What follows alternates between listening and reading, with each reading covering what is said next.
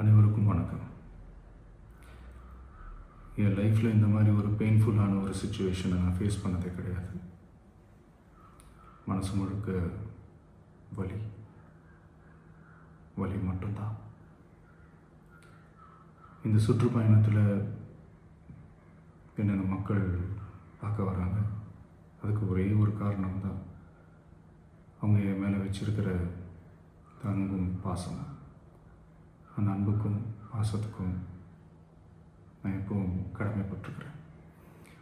அதனால தான் இந்த சுற்றுப்பயணத்தில் மற்ற எல்லா விஷயங்களையும் தாண்டி மக்களுடைய சேஃப்டி, அதில் எந்த காம்ப்ரமைஸும் பண்ணிடக்கூடாதுன்றதுக்காக தான் அது என் மனசில் ரொம்ப ஆழமாக இருக்கும் அந்த எண்ணம்.